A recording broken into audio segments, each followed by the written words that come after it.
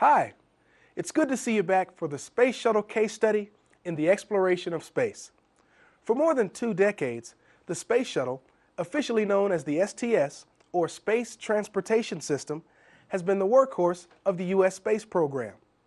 Hundreds of astronauts and cosmonauts have ridden this technical wonder to and from orbit with a startling array of over 60 scientific, military, and commercial payloads. Most recently, the shuttle has helped assemble main parts of the International Space Station. In this section, we're going to look at the Space Shuttle in detail in order to get a full appreciation of all the elements that come together to make this modern marvel. We'll draw on some of the material we've already learned as it applies to the shuttle. Kennedy Space Center, or KSC, is the launch site for the shuttle. However, Vandenberg Air Force Base was originally considered for a launch site, but was never used.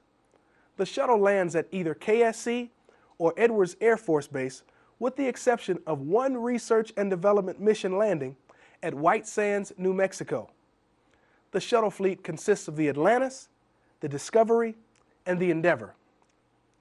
The Enterprise is retired, and the Challenger and Columbia logged in a combined 38 flights. We'll look at photos of each model in the fleet in the order of their first launches. Here you can see the first space shuttle, the Enterprise, which never flew to space. Instead, the orbiter was flown atop a Boeing 747, then released for approach and landing tests, or ALTs, at the Dryden Test Facility in the California desert. In this section, we'll review the shuttle's main elements, including key technical details of its components, such as the external tank and solid rocket boosters. This is a stunning photo of the second space shuttle in NASA's fleet, the Columbia. Of course, the Columbia is mostly known for its tragic accident in 2003, but it's also important to remember that the Columbia had 28 successful missions starting in 1981. We'll also take a look at how astronauts live and work in space, what it takes to become a shuttle astronaut, the people on the ground who support shuttle missions, and the future of the shuttle. So, how do we experience the space shuttle? Well, we're not able to actually fly on the shuttle, at least for now. But through the material that follows, we can explore in detail the basic aspects of the shuttle, and if you use your imagination, you might be able to see yourself in the commander's seat of a future mission. The Challenger, shown here, is the third shuttle in NASA's fleet. NASA developed the space shuttle system in the 1970s. During this time, NASA and their contractors did studies to design a reusable space transportation system. The space shuttle's mission is to transport its payload, crew, and cargo into low Earth orbit.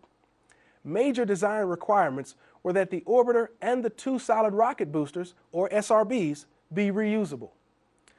There are other key design features of the shuttle, which include that the orbiter be able to carry a flight crew of up to 8 persons, that the basic mission can last 7 days in space, that the crew compartment has a shirt sleeve environment while in orbit, and finally, that on its return to Earth, the orbiter can maneuver up to 1,265 miles across range. The Space Shuttle Discovery, fourth in the fleet, is shown here on its rollout toward the launch pad. The Space Shuttle system has 3 main elements. The first is the orbiter that ferries the crew and cargo to and from orbit. Here's a photo of the 5th vehicle in NASA's fleet, the Atlantis, docked with Mir. An external tank, or ET, which contains fuel and oxidizer for the SSMEs, is the second main element. The ET drops off to burn up in the atmosphere about 8 minutes after liftoff. This photo is a beautiful shot of the ET after drop-off. 2 solid rocket boosters, or SRBs, are used during the first 2 minutes of the mission to get the entire system off the ground and moving toward orbit. This is an amazing photo of the SRBs falling after being cut from the shuttle Endeavour, the 6th in NASA's fleet. 2 SRBs provide the main thrust to lift the shuttle off the pad and up to an altitude of about 43 kilometers the first 2 minutes of flight. The SRBs are the largest solid propellant motors ever flown and the first designed for reuse. Here you can see the orbiter, external tank, and 2 solid rocket boosters that we just spoke about on the pad ready for launch. The 3 elements are clearly labeled and identified. We've just had an overview of the shuttle, so now we're going to talk about some of the systems that support the shuttle.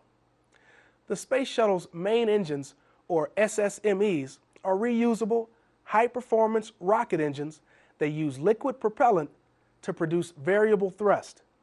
The SSMEs use liquid hydrogen as fuel with liquid oxygen as the oxidizer. This photo shows an SSME undergoing a test firing at full power level at Stennis Space Center in Mississippi. The firings were part of a series of developmental tests designed to increase the amount of thrust available to the shuttle from its 3 main engines. The added thrust allowed the shuttle to launch heavier payloads into orbit. The Orbital Maneuvering System, or OMS, shown here, provides the necessary velocity change to insert the shuttle in its orbit, make the orbit circular, and handle orbit transfer, rendezvous, and deorbit. The shuttle's 2 OMS engines are shown here with red covers. They're on either side of the much larger SSMEs. The OMS engines are for orbit insertion, orbit adjustment, and final slowdown for re-entry. The orbiter's reaction control system, or RCS, has a forward and an aft RCS. The forward RCS is in the forward fuselage's nose area. The aft, right and left rear RCS is with the orbital maneuvering system in the OMS RCS pods. The RCS uses the same propellants as the OMS, making it convenient for sharing. These primary engines provide vacuum thrust for attitude or rotational maneuvers such as pitch, yaw and roll, and for small velocity changes along the orbiter's axis. We've already studied the Environmental Control and Life Support System, or ECLSS, so some of this material will be a review, but it's particularly important for this case study on the shuttle. The ECLSS consists of systems that refresh air, cool water, revitalize and control atmospheric pressure, actively control temperature, supply water and handle wastewater, collect waste, and support the airlock. The functions of the ECLSS include maintaining relative humidity between 30 and 75%, keeping carbon dioxide and carbon monoxide at safe levels, controlling temperature and ventilation in the crew compartment, and cooling electronics on the flight deck, middeck, and crew compartment.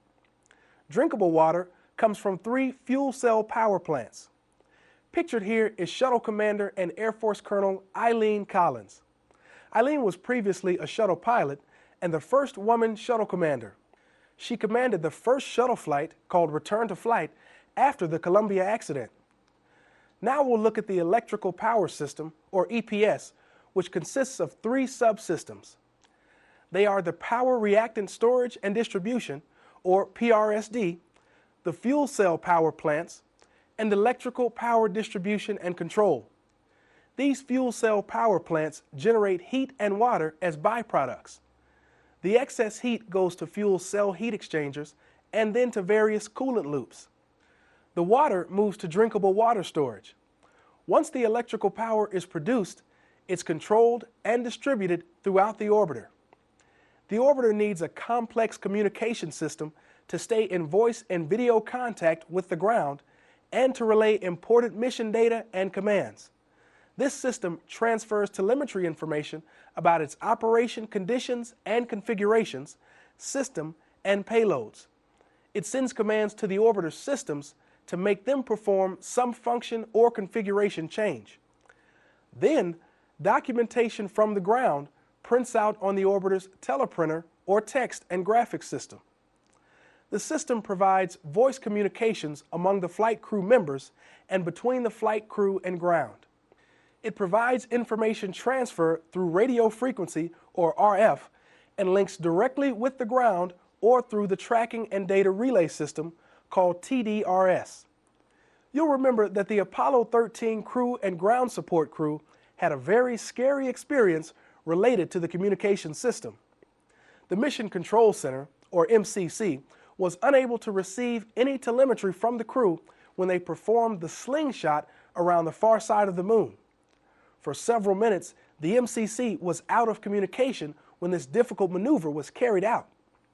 Here you can see the Apollo 13 capsule as it was retrieved with the crew safely on board. All of the systems we've looked at are vitally important, but the Thermal Protection System, or TPS, allows the crew to survive the heat of re-entry. The high temperatures encountered in the Space Shuttle crew cabin were simulated in the tunnels at Langley in this 1975 test of the thermal insulation materials used on the orbiter. Now we'll take a quick tour of some of the basic pieces of Space Shuttle hardware. To supply propellant to the SSMEs, the shuttle needs a large external tank, or ET, containing super cold liquid hydrogen and liquid oxygen. The liquid oxygen tank, which is an aluminum pressure vessel, keeps liquid from sloshing and whirlpooling. Here you can see the structure of the LOX, or liquid oxygen tank. The liquid hydrogen tank is also a large aluminum pressure vessel. This tank attaches to the orbiter with struts and ball fittings. Here you can see the liquid hydrogen tank for the Delta IV launch vehicle. Although the Delta is an unmanned launch vehicle, it uses and has actually pioneered many of the Space Shuttle's main components. The inner tank is made from steel and aluminum with flanges on each end that allow it to join the liquid oxygen and liquid hydrogen tanks. The inner tank houses electronics and instruments, as well as a plate through which ground workers can supply purge gas, detect hazardous gas, and boil off hydrogen gas as part of ground servicing. This photo shows the Space Shuttle external tank on its way to the vehicle assembly building. The next several slides deal with astronauts' lives. We've covered some of this material in earlier sections, but for all you future astronauts and ground support crew, it's a good review. The astronauts' lives are not that different from yours and mine. The middeck of the orbiter has equipment for each crew member to stow, prepare, and eat food in two categories: menu or pantry. 3 daily meals provide an average daily intake of about 2,700 calories. The water dispenser provides the flight crew with water for drinking and reconstituting food. This is a photo of astronaut Onizuka, a mission specialist, using a pair of chopsticks at mealtime. A sweet roll begins to float from the food tray in the microgravity environment of the shuttle. Sleeping arrangements consist of a mix of sleeping bags and sleep restraints, or rigid sleep stations. In addition, each astronaut has a kit that contains eye covers and earplugs. The 24-hour period normally divides into 8 hours of sleep and 16 hours awake for each crew member. The crew members get 45 minutes to prepare for each sleep period.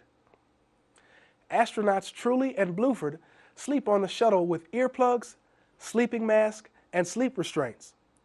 On the right is a photo of the rigid sleep station, which accommodates 3 crew members.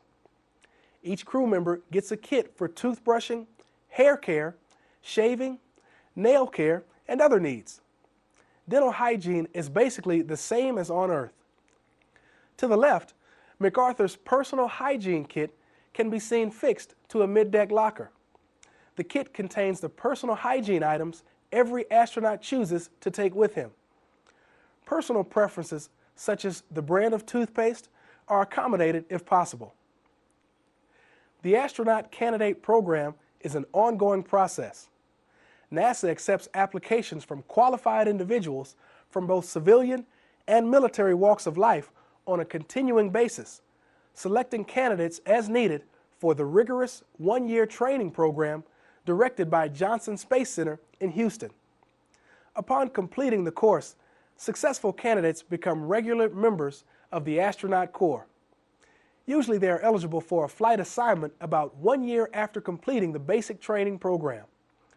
On the right are photos of a recent group of candidates for astronaut selection. Not only are they professionals, but they're team players who know how to command and be leaders when the need arises. These professionals had skills in their specific areas of expertise that were in the top 1% of their field. with 3 pilots, 3 doctors, 6 educators, 7 engineers, and 1 astronomer. The group was very diverse. Early in the U.S. manned space program, jet aircraft and engineering training were prerequisites for selection as an astronaut. Today, scientific education and experience are equally important prerequisites in selecting both pilots and mission specialists. To be selected as a pilot astronaut candidate, an applicant must meet a number of basic qualification requirements. A bachelor's degree in engineering, biological science, physical science, or mathematics is required. A graduate degree is desired, although not essential. The applicant must have had at least 1,000 hours of flying time in jet aircraft. Experience as a test pilot is desirable, but not required. All applicants, with the exception of payload specialists, must be citizens of the United States. Physically, an applicant must pass a strict physical examination and have a distant visual acuity no greater than 20/50 uncorrected, correctable to 20/20. Blood pressure while sitting must be no greater than 140/90, and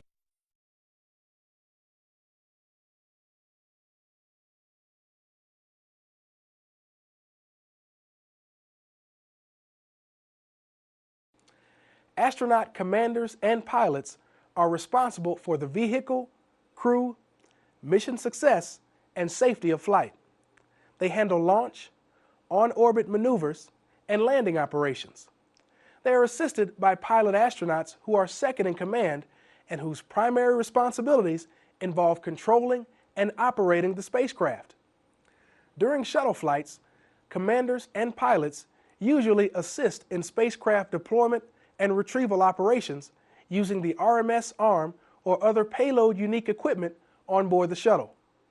Shown here in the center is Gus Grissom, who was the commander for the Apollo 1 mission on January 27, 1967. Mission specialist and pilot astronaut candidates must have at least a bachelor's degree from an accredited institution in engineering, biological science, physical science, or mathematics. Selected applicants are designated astronaut candidates and assigned to Johnson Space Center for training and evaluation. Mission specialist astronauts work with the commander and pilot to coordinate shuttle operations in shuttle systems, crew activity planning, use of consumables such as fuel, water, and food, and experiment or payload operations. They help the pilot and commander during critical operations and operate experiments, deploy satellites, or do EVAs. Here you can see mission specialist Ronald E. McNair on STS-51L in January 1986 during the Challenger mission. This newest category of shuttle crew members, the payload specialist, is a professional in the physical or life sciences or a technician operating shuttle unique equipment. They do not have to be U.S. citizens. Selection of a payload specialist for a particular mission is made by the payload sponsor or customer. For NASA-sponsored spacecraft or experiments requiring a payload specialist, the specialist is nominated by an investigator working group and approved by NASA. Payload specialist Ilan Ramon, shown here, was the first Israeli in space. At the start of astronaut candidate training, candidates train at JSC in a variety of subjects, including land survival, shown here, sea survival, scuba diving, and spacesuit maneuvering.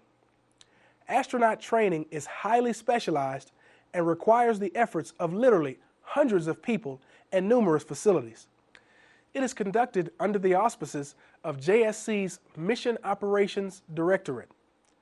As crewed spaceflight programs have become more sophisticated over the years, so too has the complex and lengthy training process needed to meet the demands of operating the space shuttle.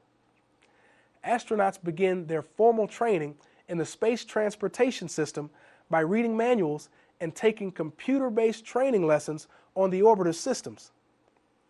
In the formal academic areas, the novice astronauts are given a full range of basic science and technical courses, including mathematics, earth resources, meteorology, guidance and navigation, astronomy, physics, and computer sciences. As training progresses, the student astronauts gain one-on-one experience in the Single Systems Trainers, or SST, located in Building 4 at JSC. The SSTs contain computer databases with software allowing students to interact with controls and displays like those of a shuttle crew station. Here, they can develop work procedures and react to malfunction situations in a shuttle-like environment. Following the SST part of the training program, the astronauts begin training in the complex shuttle mission simulators, SMSs, which provide training in all areas of shuttle vehicle operations. This shows an integral view of the SMS with the new all-glass instrument displays. As its name implies, the second type of advanced training, phase-related training, concentrates on the specific skills an astronaut needs to perform successfully in space. This training is conducted in the SMS, which is the primary facility for training astronauts in all phases of a mission from liftoff to landing. Phase-related training continues after a crew is assigned to a specific mission, normally about 7 months to a year before the scheduled launch date. In this photo, you can see the pilots stationed during a mission training session in the SMS. Learning to function in a weightless environment is simulated in aircraft and in an enormous neutral buoyancy water tank at JSC. Neutral buoyancy has been an important method for testing and training procedures since it was first used in the mid-1960s. By placing crew members underwater, they can be weighted so that they achieve the condition of neutral buoyancy. This neutrally buoyant condition simulates reduced gravity, allowing the astronaut to practice future on-orbit procedures under the guidance of EVA flight controllers. Accompanied by scuba divers to ensure safety, they work through simulation exercises to solve problems encountered on orbit. In addition, some of these activities can be performed on a real-time basis. Space Shuttle mission operations occur at NASA's Johnson Space Center in Houston, Texas. Since 1965, the Mission Control Center, MCC, has been the nerve center for America's manned space program. The MCC's focal point is the Flight Control Room, or FCR, pronounced FICR. The new MCC architecture represents one of the world's largest distributive computer systems in one complex. This photo captures an overall view of the FICR. Future plans for the Space Shuttle involve keeping it flying safely until about 2020. As a matter of national security and technological preeminence, the U.S. wants and needs to maintain and eventually grow the ability to send crews to orbit. The latest concept for the shuttle's replacement is an orbital space plane, or OSP, shown here. The OSP program was designed to support the ISS requirements for crew rescue, crew transport and contingency cargo, such as supplies, food, and other needed equipment. Answer the questions on this slide. Make sure you understand the questions and answers, and if you have a problem, work with a classmate or your teacher. We have already discussed the challenges of living and working in space on board the Space Shuttle and the International Space Station. But this video does a great job of portraying the most exciting and challenging job in the universe, being an astronaut. From brushing your teeth to exercising, space creates unique obstacles for everyday activities as well as mission-specific tasks. We will see footage from multiple STS missions and a brief introduction to the International Space Station, a truly out-of-this-world project.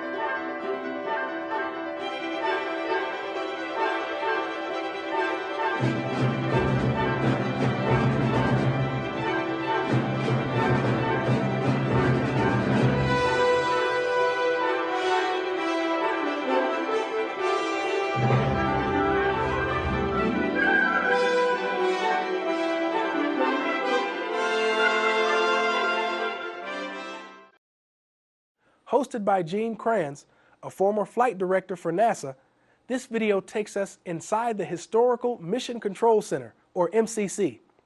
129 spacecraft were launched, monitored, and landed from the Mission Control Center in Houston, and 512 passengers were sent into space under MCC's watchful eye. Run by some of the most highly skilled technicians and engineers in the country, historic Mission Control played a pivotal role in developing our nation's space program.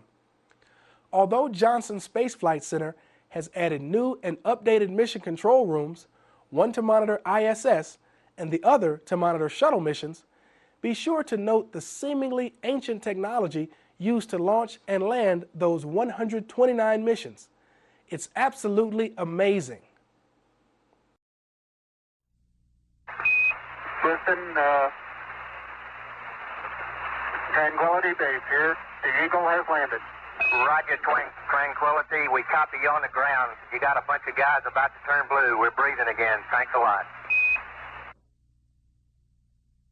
Did you know that the first word spoken on the moon was Houston? Astronaut Neil Armstrong was calling to this very room, now called the Historical Mission Control Center, or MCC for short. It was the first time humankind had contacted Earth from another planet. Hi, I'm Gene Kranz, former flight director for NASA.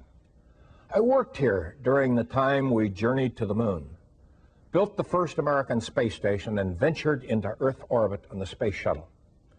I was responsible for every aspect of the entire flight, which was controlled from right inside historical MCC. I took part in many space adventures that laid the foundation for many of today's technological advancements. Those adventures challenged us, but all of them rewarded us with significant achievements for all humankind. Starting in 1965 and continuing until 1996, this control center monitored all of NASA's spacecraft and astronauts, providing around-the-clock support during missions. From the early space capsules to the sleek Space Shuttle, over 129 spacecraft were controlled from here, and a total of 512 passengers on those spacecraft knew that they were under the watchful eye of Mission Control. Through the MCC, the world could see what was happening in space, and from space, the astronauts could rely on the highly skilled technicians and engineers of Mission Control to make sure the mission would be safe and successful. Things were different back then.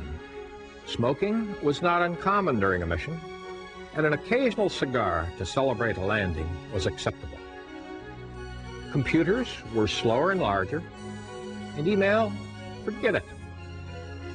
We sent hard copies of important information back and forth through pneumatic tubes. Over the years, better technology has led to a newer version of Mission Control, which is now in operation in another room of this very building. This new Mission Control Center offers much greater computing power and allows today's teams of engineers and technicians to monitor several orbiting spacecraft at the same time. All of this is possible because of the work that was first begun here in this room. That is why the National Historic Foundation designated this room a National Historic Landmark. Let's take a moment and look back at some of the monumental events that took place in historical Mission Control. Good morning again. Jim Hartz and Alan Shepard from the Mission Control Center in Houston, Texas. Hello there, Houston. Columbia's here. Hello, Columbia. Houston's here. How do you read? It looks like Houston down below us. Hey, Gus, I don't know if you read, but we're right over Houston. The flight director says get back in. Jim, what, got any message for us? Jimmy Ford, get back in. Okay. And we're getting a picture on the TV. It's one small step for man, one giant leap for mankind. Oh, It may have been one small step for Neil, but it's a heck of a big leap for me. Bruce, thank you. Liftoff of the maiden voyage of Endeavour on a satellite rescue mission.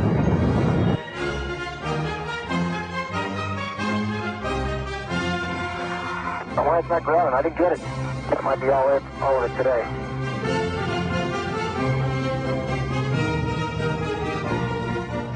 Yeah, real easy, guys. Real easy. Out of my reach, but we'll see. Over. Houston, I think we got a satellite.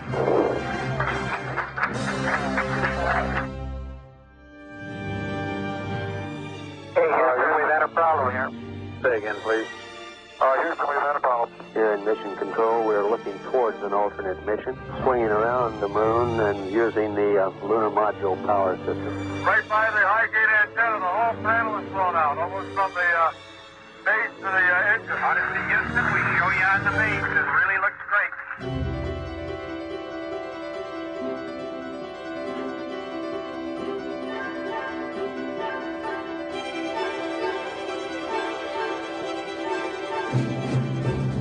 Absolutely fantastic television. Makes me wish I'd have stowed aboard. Well, we got room for you, George, but you won't be far away.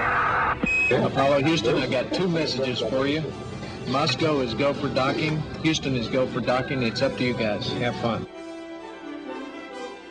I am approaching Soyuz. Tom, please don't forget about your engine. Contact.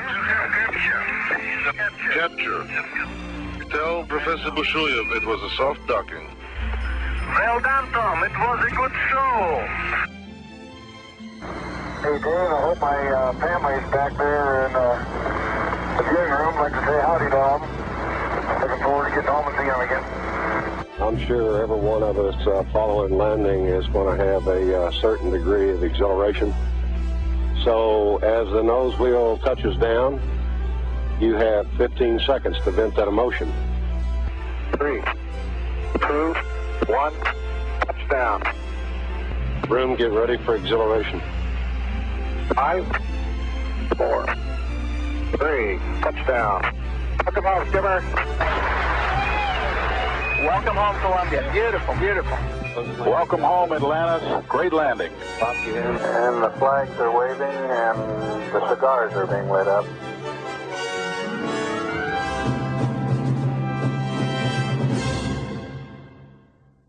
I hope you now know a bit more about why Mission Control has been designated one of the country's historical landmarks.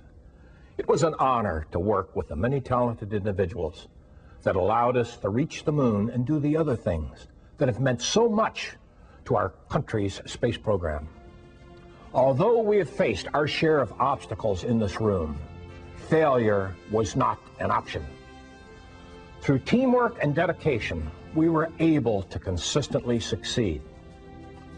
Hopefully, you have noticed that for every space flight, it takes a team effort, not just in space, but here on the ground too.